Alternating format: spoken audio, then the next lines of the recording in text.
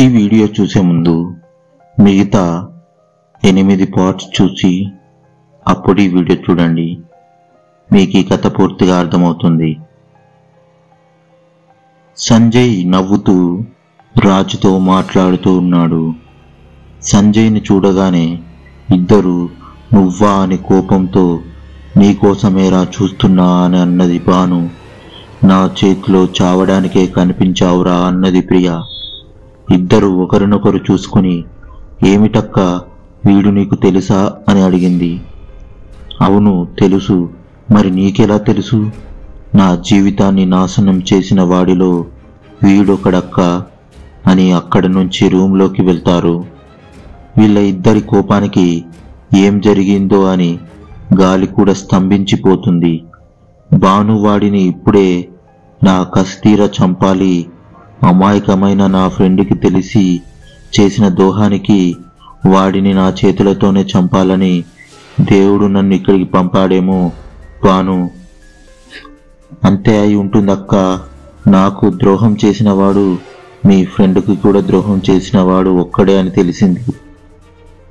వీడి ద్వారా మిగతా వాళ్ళను కూడా పట్టుకోవాలక్క. అందుకే వీడిని ఇప్పుడు వదిలేద్దాం. ఇప్పుడు వీడిని వదిలితే మళ్ళీ దొరుకుతాడా? ఎక్కడ ఉంటాడో తెలిసిందిగా, ఇంకెక్కడికి వెళ్తాడు? సరే అక్క, నువ్వు ఇక్కడే ఉండు, నేను బయటకు వెళ్ళి చూస్తానని ఆ కామాక్షి అక్కడ ఏం చెప్పిందో ఏమిటో. ఆ కామాక్షిని ఇక్కడ పంపు, దాని పని పడతా, మళ్ళీ నీ జోలికి రాకుండా చేస్తాను. వద్దులే అక్క, అమాయకురాలు, తన మీద ఎందుకు మన ప్రతాపం? చిన్న పిల్లలే, వదిలేద్దాం. కానీ వాళ్ళ అమ్మ ఉంది చూశావు, పేరుకు తగ్గట్టుగా పెద్ద గెయ్యాలి. ఇంట్లో ఎవరు ఏం చేస్తున్నా అన్నీ తనకే కావాలని అంటుంది. నేను వచ్చిన రోజే బుద్ధి చెప్పాను, అందుకే నా జోలికి రాదు అనేసరికి ఆ మాటలకు ప్రియ నవ్వుతూ ఉంది. అమ్మయ్య, అక్క నవ్వింది. ఇందాక ఉన్న కోపం మీద ఇల్లు పీకి పందిరి వేస్తుంది అనుకున్నా. పర్వాలేదు, ఎలాగో ఒకలాగా డైవర్ట్ చేశాను. సరే అక్క, ఇక్కడకు ఎవరు వచ్చినా కాముగా ఉండు, కోపం ఏమి చెయ్యకు. మళ్ళీ ఏదైనా అయితే గందరగోళం అవుతుంది. నేను ఏమి చెయ్యను, కానీ నాకు కోపం వచ్చేలాగా చేస్తే మాత్రం అస్సలు ఊరుకోను. సరే అక్క, నేను వెళ్తానని బయటకు వెళ్ళింది. కిచెన్లో నందు అన్ని ప్లేట్లు పెట్టి శ్యామ్కి ఇచ్చి మీ అన్నయ్య వాళ్ళకిచ్చిరా అని ఇస్తుంది. సరే అని వెళ్ళబోతుంటే విజయ్, కామాక్షి వస్తారు. హాయ్ శ్యామ్, ఎప్పుడు వచ్చావు? కోపంగా ఒక చూపు చూసి వెళ్ళిపోతుంటే ఏమిటి అడుగుతుంటే చెప్పకుండా వెళ్తున్నావు? నీకెందుకురా? నేను ఎప్పుడు వస్తే ఫోన్ చేస్తే ఆన్సర్ చెయ్యవు గాని ఇప్పుడు వచ్చి ఎప్పుడు వచ్చావు అని అడుగుతున్నావు. చూడు వదినా, మీ ఇద్దరు తర్వాత పోట్లాడుకోవచ్చు. శ్యామ్, ముందు నువ్వు వెళ్ళి ఇచ్చిరా. అలాగే వదినా, నీ పని వచ్చిన తర్వాత చెబుతా, ముందు పోయి ఇచ్చిరా. అబ్బా విజయ్, నువ్వు కాముగా ఉండు, నువ్వు వెళ్ళు. శ్యామ్, కామాక్షి ఇద్దరిని మార్చి మార్చి చూస్తూ ఎందుకు మీ ఇద్దరు తిట్టుకుంటున్నారు? నేను వెళ్ళి వచ్చి చెబుతాను కాము అని శ్యామ్ బయటకు వెళ్ళింది. అయినా విజయ్, చిన్నపిల్లతో గొడవ ఏమిటి నీకు? ఎవరు శ్యామ్ చిన్నపిల్ల అన్నయ్యా అని చూడకుండా రాజుతో ఏదో ఒకటి చెప్పి కొట్టి తిట్టిస్తుంది. నందు నవ్వుతూ కామాక్షిని చూసి, నువ్వు ఏమిటి ఏడ్చినట్టు ఉన్నావు? ఏమైంది? అమ్మ ఏమైనా అన్నదా? అదేం లేదు నందు, భాను అని ఒక అమ్మాయి వచ్చింది అంటగా, తను ఏదో కామాక్షిని భయపెట్టిందంట. ఏడ్చుకుంటూ వస్తుంటే నేను చూసా. అసలు ఎక్కడా భాను? అలా కనిపించి అలా మాయమవుతుంది. నేను ఇక్కడే ఉన్నానక్క అంటూ లోపల నుండి వస్తుంది. ఏమిటి భాను, ఎప్పుడు చూసినాను ఎక్కడ అంటూ వెతుకుతూనే సరిపోతుంది. కిచెన్లో పని ఉంటే పెట్టుకొని ఎక్కడెక్కడ తిరుగుతున్నావు? నీకోసం వచ్చిన కామాక్షిని భయపెట్టావంట. ఎందుకు? నేనేమి చేయలేదక్క, తను దేనినో చూసి భయపడింది. విజయ్ భానుని గమనిస్తూ ఉంటే, చూడు విజయ్, భాను ఎలా అబద్ధం చెబుతుందో. తలుపులు వేసి నన్ను భయపెట్టి భాను వస్తున్న కోపాన్ని ఆపుకుంటూ, అక్క ఏం చేయాలో చెప్పండి చేస్తా, టీ కప్పులో పోసి ఇది తీసుకువెళ్ళి ఇచ్చిరాపో అని చెప్పి, కామాక్షి ఇది అమ్మకు ఇచ్చిరా అని విజయ్ నీతో మాట్లాడి రా అని అన్నది. హాల్లో విజయ్కి చెప్పిన విషయాలు రాజుకి చెప్పేసరికి, సారీ సంజయ్, నిన్ను అపార్థం చేసుకున్నా. ఆ అమ్మాయికి చావుకు నువ్వే కారణం అనుకున్నా. నీ ఫ్రెండ్స్ అలా ఎలా చేశారు సంజయ్? పాపం తను చాలా అమాయకంగా కాముగా ఉండేది. అలాంటి అమ్మాయి చావుకి కారణమై ఇప్పుడు వాళ్ళు హాయిగా బతుకుతున్నారు. వాళ్ళు ఎక్కడున్నారో తెలుసా? ఇక్కడే ఉన్నారు అని తెలిసింది రాజ్. అప్పుడు మా డాడీ అందరితో మాట్లాడి నన్ను ఆ కేసు నుంచి బయటపడేశాడు గాని లేకపోతే ఈ పాటికి నేను తప్పు చేయకుండానే జైల్లో గడపాల్సి వచ్చేది. నాకప్పుడు తెలియలేదు. రాజ్ తర్వాత ఒక ఫ్రెండ్ కలిసినప్పుడు చెప్పాడు. మా డాడీకి చెప్తే అంతా అయిపోయిన తర్వాత ఇంకా ఏముందిలే వదిలేయి అన్నారు. ఇంకా నేను కూడా డాడ్ చెప్పినట్టే చేశాను. అప్పుడే శ్యామల స్నాక్స్ తీసుకొని ఇస్తుంది. తను ఎవరో తెలుసా? మన విజయ్ సిస్టర్ శ్యామల అని పరిచయం చేస్తాడు. రాజన్నయ్య నీకు సిస్టర్ని కాదా? ఎందుకు కాదురా, సంజయ్ విజుకి నాకు ఇద్దరికి ముద్దుల చెల్లెలు అన్నాడు. హాయ్ అండి అని మధ్యాహ్నం ఫోన్లో మాట్లాడింది మీరే కదా అన్నాడు. అవును. విజయ్ ఫోన్ ఆన్ చేసి మాట్లాడింది మీరా? అవును. అంటే మీకు ముందే పరిచయం ఉందా? అది ఏమీ లేదు అన్నయ్య అని మధ్యాహ్నం జరిగింది చెబుతుంది.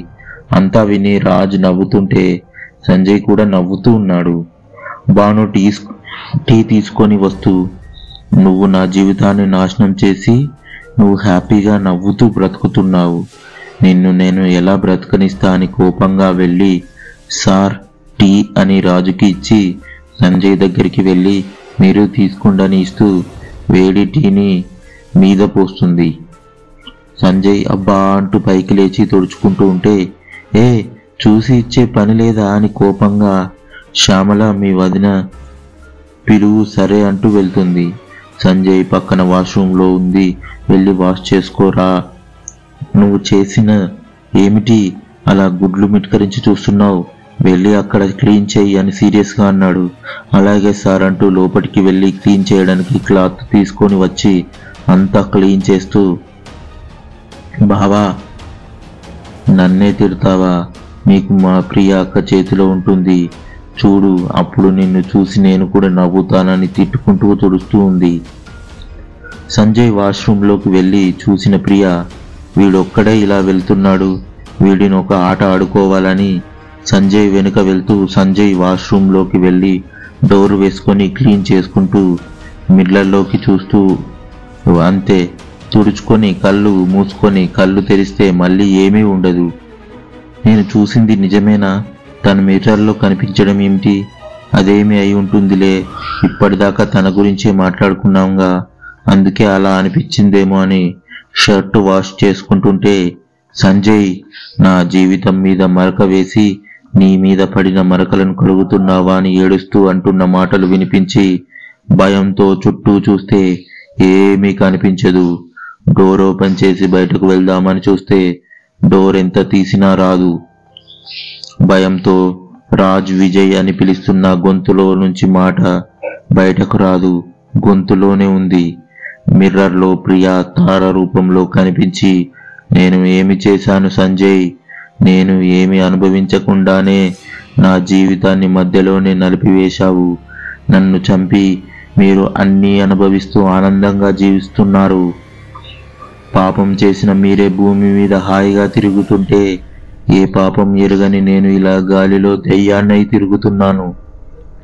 సంజయ్ భయంతో, తారా నేను నిన్ను ఏమీ చేయలేదు, నీ చావుకి కారణం నేను కాదు, నా ఫ్రెండ్స్, నన్ను నమ్ము, నాకు ఎలాంటి పాపం తెలియదు అని చెబుతుంటే, ఛీ ఆపరా, నువ్వు చేసి ఇప్పుడు నీ ఫ్రెండ్స్ మీద చెబుతున్నావా? నువ్వు ఇంకా మారలేదు, నీలాంటి వాడిలో మార్పు వస్తుంది అనుకోవడం నాది తప్పు అని మిర్రర్లో నుండి చెయ్యి బయటకు పెట్టి సంజయ్ గొంతు పట్టుకొని, నీ చావుతో నాకు మనశ్శాంతి కలుగుతుందని గొంతు నలుముతూ ఉంటుంది. బయట నుంచి నందు రాజ్ దగ్గరికి వచ్చి, ఏమైంది అండి రమ్మన్నారు అని శ్యామల చెప్పింది. ఈ అమ్మాయిని నేనా కొత్తలో పని పెట్టాను అన్నావు, అవునండి, తనే. ఏమైందా? వేడి వేడి టీ తీసుకొచ్చి సంజయ్ మీద పోసింది. రాక రాక వాడు ఇంటికి వస్తే ఇలా చేశావేం? నేను కావాలని పడేయలేదండి, చూసుకోలేదు. నువ్వు మాట్లాడకు భాను, నువ్వు లోపలికి వెళ్ళు. భాను కోపంగా మనసులో తిట్టుకుంటూ రూమ్లోకి వెళ్ళేసరికి రూమ్లో ప్రియా కనిపించదు. అక్క, నీ రూమ్లో ప్రియా ఉండమన్నానుగా, ఎక్కడికి వెళ్ళిందని అనుకొని మాయమయ్యి వాష్రూమ్లో జరుగుతుంది చూసి, అయ్యో అక్క, ఏం చేస్తున్నావు? వదులు అక్క, చస్తాడు వీడు. భూమి మీద బతకడానికి వీలు లేదు, చావాలి. నన్ను వదులు అక్క. మరి నన్ను చంపిన వాళ్ళని నేను ఎలా తెలుసుకోవాలి? నువ్వే చెప్పి అప్పుడు వాళ్ళని చంపు అని ప్రియా చేతిని వదులుతుంది.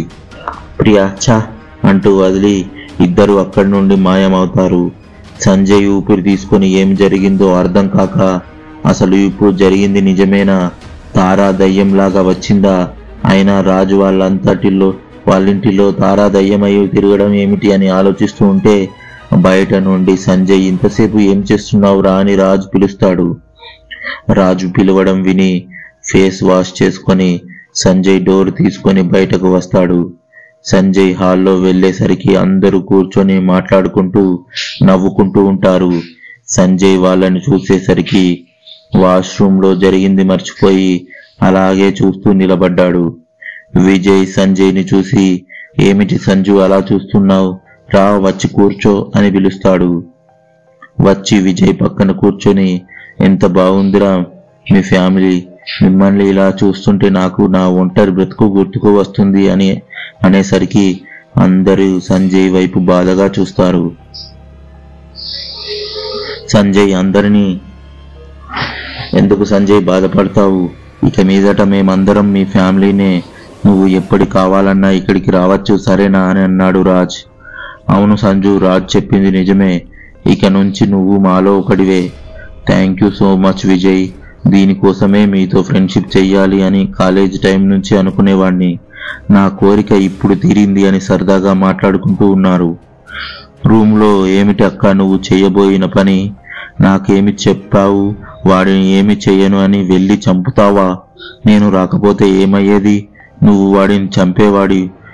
అప్పుడు నన్ను చంపిన వాళ్ళు తెలిసేవాళ్ళు కాదు. సారీ భాను, చూడగానే నాకు కోపం వచ్చి ఏం చేస్తున్నానో తెలియనే లేదు. నా ఫ్రెండ్ కోసమే ఇదంతా చేశాను. తను చాలా బాగా గుర్తుకొచ్చింది, అలా చేయబోయాను. అక్క, నా కోసం కూడా కొంచెం ఆలోచించు, కోపం కంట్రోల్ చేసుకో. సరే భాను, ఇంకా జాగ్రత్తగా ఉంటానులే. సరే, నువ్వు వెళ్ళు. అక్క, నేను వెళ్ళగానే మళ్ళీ నువ్వు ఏం చెయ్యకూడదు. వాళ్ళు డిన్నర్ కంప్లీట్ చేసేదాకా ఉండి వస్తాను అని బయటకు వస్తుంది. నువ్వు ఎప్పుడు వచ్చి పిలుస్తావా అని ఎదురు చూస్తున్నా. ముగ్గురు కాలేజీ కబుర్లు చెప్పుకుంటూ ఉంటే నందు వచ్చి సంతోషంతో కడుపు నింపుకుంటారా, డిన్నర్ చేస్తారా అని అనేసరికి, నువ్వు ఎప్పుడు వచ్చి పిలుస్తావా అని ఎదురు చూస్తున్నాం. ఓకే, అయితే మాదే లేట్. అదేమి లేదండి, మాకు ఆకలి లేదు, రాజు జోగ్గా అంటున్నాడు. టైం కూడా అయిందిగా, రండి. వెళ్ళి డిన్నర్ కంప్లీట్ చేసిన తర్వాత సంజయ్ వెళ్తాను ఇంకా అని వెళ్తుంటే, ఇప్పుడేం వెళ్తావు, ఇక్కడే ఉండు సంజయ్. లేదులే రాజ్, మళ్ళీ వస్తాను, ఈసారి వచ్చినప్పుడు ఉంటానులే. సరే రాజ్, నేను శ్యామ్ కూడా వెళ్తాం, అమ్మ ఒక్కతే ఉంది. నువ్వు కారు తీసుకురాలేదుగా, నేను వదిలిపెడతాను పదా. రాజు, నేను డ్రాప్ చేసి వెళ్తానులే, నీకెందుకులే సంజయ్, ఏం పర్వాలేదు రాజ్ అని విజయ్ కారులో కూర్చుంటారు. సరే రాజ్, మేం వెళ్తాం. వదిన, కామాక్షి, బాయ్. అన్నయ్య వస్తాను, ఈసారి అమ్మని తీసుకురా. సరే అన్నయ్య అని కారు ఎక్కుతారు. సంజయ్ రాజుకు బాయ్ చెప్పి బయలుదేరుతాడు. కారులో శ్యామ్ అమ్మ ఏం చేస్తుందో కాల్ చేశావా? శ్యామ్ కాముగా బయటకు చూస్తుంటే, ఓ అమ్మగారి కోపం ఇంకా తగ్గలేదా? నువ్వు చేసే పనులు అలా ఉన్నాయి. మరి నేనేమి చేశాను? నేను నిజంగానే బిజీగా ఉన్నాను. అదీ కాక ఈరోజు కూడా రాలేదు, అందుకే నువ్వు మాట్లాడలేదు. కావాలంటే సంజయ్ని అడుగు. పిల్లి ఎలక సాక్ష్యమా అనేసరికి అప్పటిదాకా వీళ్ళ మాటలు వింటున్న సంజయ్కి నవ్వు వచ్చి నవ్వుతాడు. ఏమిటి ఆ మాటలు? పర్వాలేదు విజయ్, మీ చెల్లికి నీ మీద ప్రేమ ఎక్కువ అని నాకు మధ్యాహ్నం ఫోన్లో మాట్లాడినప్పుడే అర్థమైంది. నాకు ఉంది అని మీకు అర్థమైంది, కానీ మీ ఫ్రెండ్కి ఈ చెల్లి అంటేనే లెక్కలేదు. నేను ఎప్పుడు ఫోన్ చేసినా అసలు సమాధానం చెప్పడు. నువ్వు ఎప్పుడు చేసినా ఏదో ఒక మీటింగ్లో ఉంటాను, లేదంటే వర్క్లో ఉంటాను. ఖాళీగా ఉన్నప్పుడు ఎప్పుడు చెయ్యవు. ఇప్పుడు ఇలా మాట్లాడితే ఎలా శ్యామ్? నేను చేసినప్పుడే వర్క్ ఉంటుంది. నీకు ప్రియమైన వాళ్ళు చేస్తే వర్క్ ఉండదు, ఏమీ ఉండదు. అన్ని విషయాలు మాట్లాడతారు. నాకు ప్రియమైన వాళ్ళు ఎవరు ఉన్నారు? నేను ఎవరితో మాట్లాడాను శ్యామ్? నువ్వే గుర్తుకు తెచ్చుకో. మీ అన్న చెల్లెళ్ళ గొడవలు ఆపి రూట్ చెప్పండి. ఇందాకటి నుంచి మీరు గొడవ ఆపి రూట్ చెప్తారేమో అని ఇక్కడున్న తిప్పుతున్నా, మరి గమనించే పరిస్థితిలో లేరు. అందుకే అడుగుతున్నా. విజయ్, నాకు రూట్ చెప్పి మీ పని కానివ్వండి. అంటే ఏమిటి? అంటే మీ ఉద్దేశం మేము గొడవ పడే వాళ్ళలా కనిపిస్తున్నామా? నేను అలా ఎందుకు అంటానండి? మీరు అన్నది అలాగే ఉంది. సంజయ్ మనసులో, అమ్మో, విజయ్ని వదిలి నన్ను పట్టుకుంది ఏమిటి? నేను నోరు మూసుకొని ఉండవచ్చు. అడ్రస్ చెప్పేవాళ్ళు నీకు తొందర ఎక్కువ అనుభవించు అని అనుకుంటుంటే ఏమి సమాధానం చెప్పరు. సంజయ్ విజయ్ వైపు చూస్తే తను ఏమి పట్టనట్లు నవ్వుతూ ఉంటే సంజయ్ చిన్నగా, అరే విజయ్, మీ చెల్లిని కూడా కాపాడరా అన్నాడు. అలా మాటల్లో విజయ్ చెప్పిన ఇల్లు రాగానే కారు ఆపుతాడు. ఏమిటండి, నేను అడిగిన దానికి సమాధానం చెప్పకుండా కారు ఆపాడు? శ్యామల కొంచెం బయటకు చూడు అనగానే బయటకు చూసి, ఓ ఇల్లు వచ్చిందా అని కారు దిగి, ఈసారి వచ్చినప్పుడు సమాధానం చెప్పకపోతే ఊరుకోనని లోపలికి వెళ్తుంది. సారీ సంజయ్, శ్యామ్ చిన్నపిల్లల అలా అంటుంది, కానీ మనసులో ఏమీ ఉండదు. అయ్యో, మనం ఫ్రెండ్స్ మధ్యలో సారీ ఏమిట్రా? అయినా మీ చెల్లెలు తప్పుగా ఏం మాట్లాడలేదు, ఉన్న విషయాలే మాట్లాడింది. సరే వెళ్ళు, లేట్ అయింది. నువ్వు లోపలికి రా సంజయ్. లేదులే, లేట్ అయింది, ఈసారి వచ్చినప్పుడు వస్తాను. సరే సంజయ్, జాగ్రత్తగా వెళ్ళు. ఓకే బాయ్ అని వెళ్తాడు. కారులో సంజయ్ పక్కనే భాను కూర్చొని, ఏమిటి శ్యామ్ వైపు అలా చూస్తున్నావు? మళ్ళీ ఈ జీవితం కూడా నాశనం చేద్దాం అనుకుంటున్నావా? అలా జరగనివ్వను అని విజయ్ పక్కకు జరిగి చెవి దగ్గర, విజయ్ సార్ బాగున్నారా? విజయ్ ఉలిక్కుపడి చుట్టూ చూస్తాడు. అదేమిటి, ఎవరో పిలిచినట్టు ఉంది, అది కూడా ఆ వాయిస్ ఎక్కడో విన్నట్లు ఉందే అని అనుకుని డ్రైవ్ చేస్తుంటే, మళ్ళీ మీ ఫ్రెండ్స్ అందరూ కులాసాగా ఉన్నారా?